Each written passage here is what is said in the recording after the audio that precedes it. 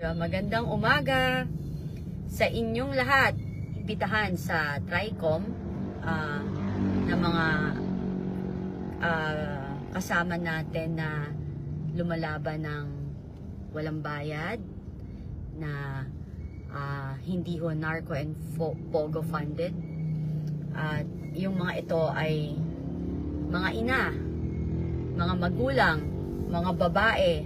Karamihan is babae na may career, disente, at nagkataon, mas may paninindigan pa sa ibang kalalakihan. So, eto ho yun balak nila. Kung talagang gusto nila is discussion at matuto at tanungin nila ang ating mga kasamahan na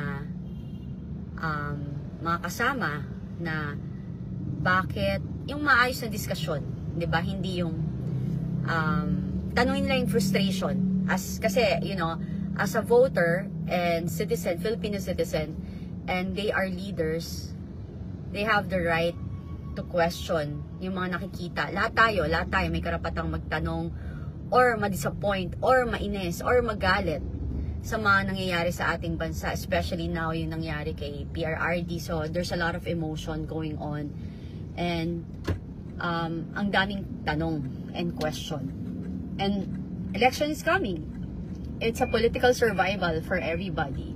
So, dito magbabase yun. Sabi ko nga, it's either suicidal na to, balak nilang i-contempt, o talagang ang gusto nila is pag-aralan ng frustration ng mamamayang Pilipino. Kung ang hangarin nila talaga is matuto at intindihin, or, bilang leader, kasi kahit ako, ako nga, hindi ako nakaupo. Marami rin akong bashers, 'di ba? Lahat naman kami. Bababoy, iba nga bayad pa, 'di ba? So, sa akin, tatanggapin ko 'yon. Masasaktan ako, 'di ba? Pero I'll take it constructively. Iintindihin ko yung yung sinasabi ng ng mga tao, whether negative or positive. Kasi from there, matututo ka. Kasi hindi ka pwedeng maging leader ng bansa kung sa bawat negative na binabato sa iyo, papatulan mo, 'di ba? Ako, you learn from it. Pwede mong sagutin, tao lang tayo, may emosyon, 'di ba? Lahat naman tayo, Diyos ko, that's why our heart is in the center of our body, yung puso natin sa gitna, para nga balanse daw, 'di ba? Hindi yung heart natin sa utak natin. So, if they are really for the people, ang mga leaders natin, they will listen. And they will be mga statesman, magiging statesman sila dyan, na bakit sila ipapatunayan na kung bakit sila karapat-dapat na umupo sa kanilang posisyon bilang mga leader ng bayan, lalo na mga congressman sila, right? Alam nyo, nakakatuwa to, kasi in a way nakakatuwa kasi makikilala nila kung sino yung mga kanilang kung bakit sila nababatikos, and makikita nila kung gaano kadisente ang mga taong ito para ma-frustrate at magbigay ng kanilang opinion at naratibo, or frustration in social media. Pag na-meet nila ng personal tong mga ating kasama o naging kaibigan na sa laban na to, magugulat sila how, disente, yung iba doktor, diba? Tapos lahat sila magulang na grabe magmahal sa mga pamilya nila, hands-on mother, sobrang warm na mga tao. Kasi diba sabi ko nga, ang magandang nagawa nito sa amin is you gain a friend, a valuable friend. Kasi iba yung pag nagkakaroon ka nakakilala ka ng mga taong principled. Alam mo yun, may mga prinsipyo, may paninindigan, but human pa rin, di ba? Nasasaktan. Yung mga question nga is paanong hindi nila maintindihan yung frustration ng tao. Yung will you just say something online because you just want to say it? Especially this type of people, itong mga babaeng to na kasama ko na may career, may pamilya, may anak. Kitang-kita ko yung frustration nila. Umiiyak kami lahat, yung ganyan bilang mga magulang, na we just want na mapakinggan at maintindihan na sana naman makinig kayo ng mga leader. Makinig kayo. Makinig kayo sa amin. Makinig kayo sa frustration ng mamamayang Pilipino. 'Di ba na tama na, tigilan na natin to. Masyado na nagkakawatak-watak ang mamamayang Pilipino. Yung sa akin nga, 'di ba parang kung naipadala nyo si PRRD sa Netherlands in 24 hours, sa totoo lang, kaya nyo rin silang ibalik within 24 hours. Hindi nyo pwedeng sagutin na wala na tayong magagawa. Kasi kung nagawa natin siyang padala doon, kaya rin natin siyang magawang ipabalik dito. Especially wala na tayo sa jurisdiction ng Netherlands. So, yun lang, plain and simple. Gusto nyo siyang litisin nyo siya dito. Kasi siya is isang mamamayang Pilipino. Hindi ho siya dayuhan. Dito po siya pinanganak. Sana, eto kasi yan. Dito nga yun dito natin makikita kung talagang meron pa tayong ang bansa ba natin, meron pa ba tayong talaga freedom of speech or karapatang magpahayag ng ating nararamdaman pa, kasi democratic country tayo supposedly, 'di ba? Alam mo yung battle namin, up and down yan ang malasisa na yung aming mga reaksyon. Tatawa kami, we make fun of it.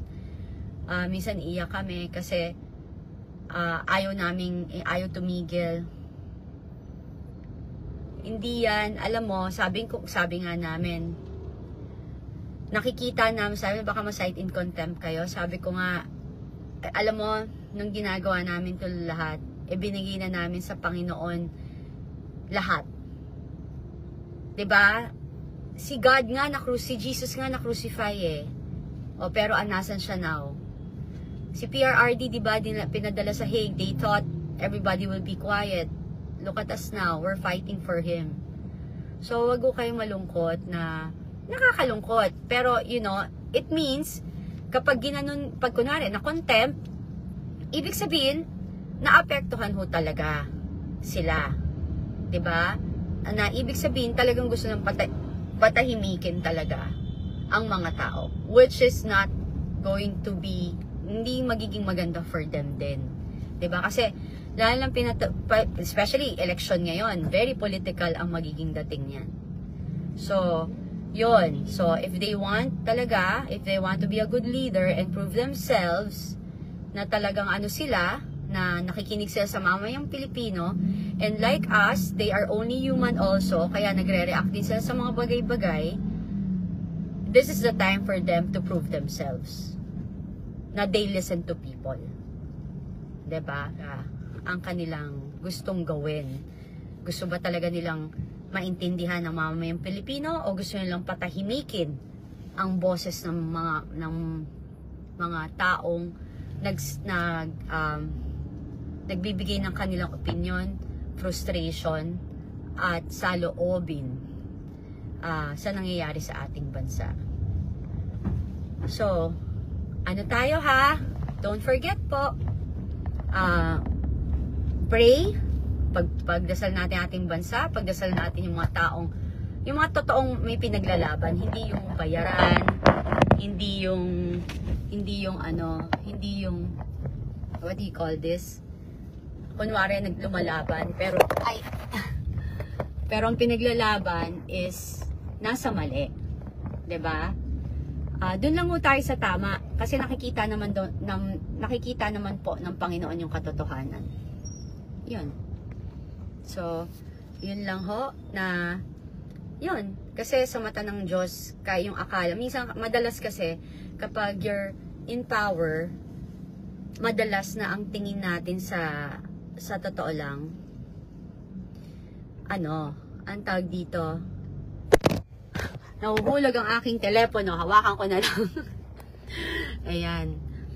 Sa totoo lang ho, kapag masyado tayong kinakain na ng yung power, fame, and money, na akala mo yung fame mo will help you, or yung power na meron ka ngayon, akala mo what do you call this, na enough na for you to retain or sustain where you are, is mali. Kasi kapag kapag lahat ng biyaya ng Panginoon na binigay sa'yo, blessing, pera, kapangyarihan, is ginamit mo sa mali, ngayon, feeling mo makakalusot ka. The reason why pinapabayaan ka ng Panginoon na gawin mo yung mga bagay-bagay is because binibigyan ka pa ng chance ng Diyos na magbago. Pero kapag yung hinahayaan ka lang, sige, do whatever you think and you will realize in the end. May ganun eh, 'di ba? Sabi nga, God is forgiving, but God also is, can justify things na siya mismo ang magkikitil or magbibigay ng hustisya sa mga taong naapi. So, hindi ho natutulog si Lord. Nakikita niya ho everything. So, wag ho tayo masyadong confident na ang feeling natin, nakakalusot tayo, and hindi na ho tayo mahuli or wala nang mangyayari sa atin. Lahat ho yan may kapalit. Karamihan nga sa sakit or either yung iba sobrang yaman na bilaukan, na hindi na nagising, na aksidente, alam mo yun, or binawian yung pinakamamahal nilang kamag-anak or mahal nila sa buhay, biglang nagkasakit, naubos lahat ng pera nila, kaya yung akala na sobrang lang daming pera, pero hindi kulang yung pera nila para, kasi hindi nila mapapagamot na yung mahal nila sa buhay. Eh, ang nakakatakot yung yung karma na pag binawian ka yung pinakamasakit, yung na-aksidente, yung yung worst, yung pangit kang mamamatay. So, sa akin, again, today is the day. Let's support the people, the voices of the people, na totoong may pinaglalaban at hindi bayaran. Okay? God bless you all, and let's pray for our country and sa pagbabalik ng ating mahal na Presidente Rodrigo Roa Duterte. God bless you all and have a wonderful day. Diba? Nagilamos ako in fairness today. Charot. Okay, ingat ho kayo lahat. Bye!